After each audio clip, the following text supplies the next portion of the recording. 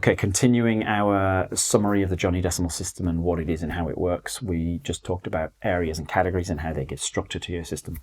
Now let's just give a bit of time to the IDs, which is the content of your system. I like to think of the Johnny.Decimal number like 13.43, which is where our pension is. The 13 is the area and the category, and that gives your system structure. The 43 is just an identifier. It has no meaning whatsoever. It's just the 43rd thing. And that is where we store things. We don't store anything in an area or a category. We don't save ever, ever. Hard rule. We never save a file in an area folder directly or in a category folder directly. We know things are always in IDs. So everything is always at that level in your file system. And it just keeps the structure very neat and makes sure that your content is always in a predictable place. So an ID you can now think of like a manila folder. You've gone to the filing cabinet, which was the area. You've opened a drawer, which is the category, and you've found a particular yellow folder, manila folder, which is the ID. And that's how to think about these things. They are places of work. They are a place where you collect all the stuff that is to do with, say, your pension. Or we've got one in Life Admin for event tickets. You know, you book a ticket to go and see something at a gallery. All of the tickets for all of your things are in an ID, I don't remember what it is, 15 something, to do with events.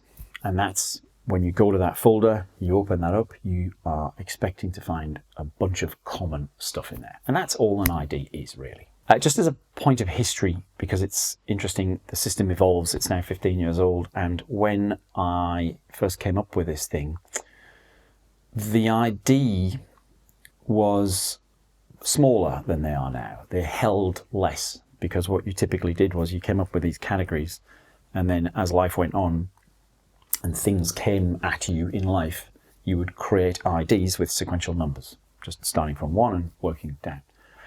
And that is still a fine way to organize some of your categories.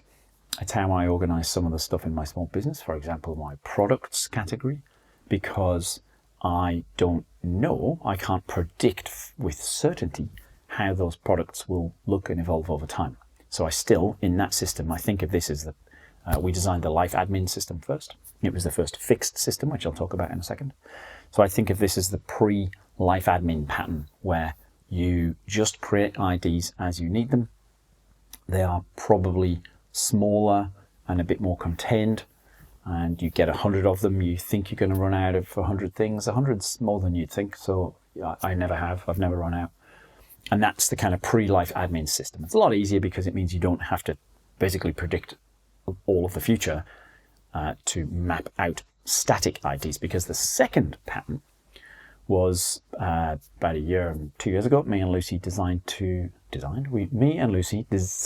to design the Life Admin system, which is a fixed preset system that you download and just use, so you don't have to do any of this design.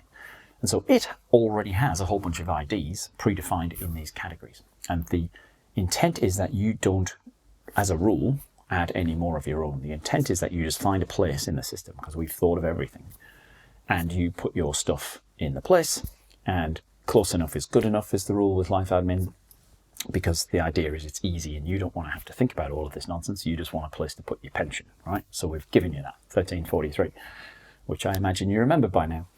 And so that is the second type of ID structure, which is the more fixed structure. It's much more difficult, and I don't recommend you try and do this to start if you are starting out, because it involves you analyzing an entire category and basically deciding what's going to be in it for all of time, which Lucy and I did when we developed the Life Admin system, but it took two of us working 2 months full time. So it's not something you should really try and do most of the time. So just be aware of that. There's the pre-Life Admin, more fluid structure, where IDs just increment, and you should expect to create them reasonably often. And then there is the Life Admin and small business structure. We have a pre-built system for small business, where these IDs are mostly fixed. We did make sure that we left a little bit of room in each place if you did need to create your own, but mostly the idea is that they've been thought about ahead of time and are fixed.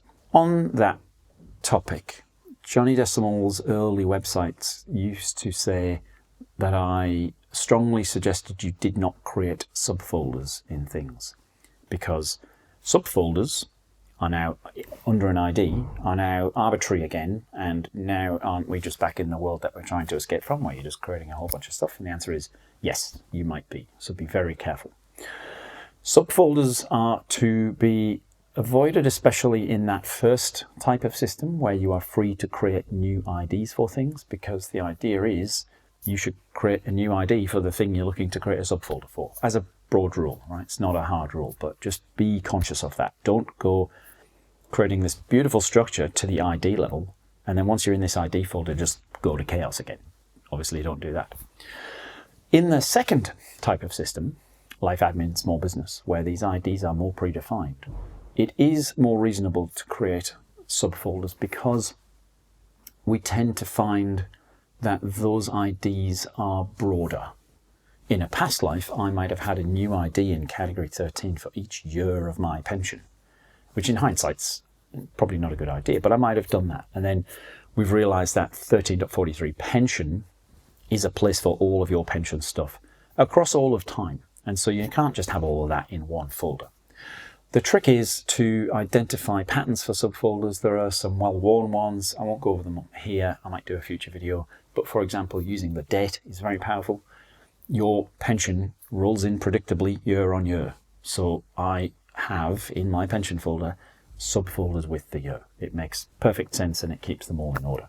There are other patterns to be aware of. So just something to be conscious of there. There are other patterns to do with using projects to do messy work to keep the ID folder neat that I'll talk about in the future as well. But that's just something I wanted to mention. Subfolders are something to be wary of, and something to just be, don't just go creating new subfolders again, because now we're just in the situation that we tried to escape from.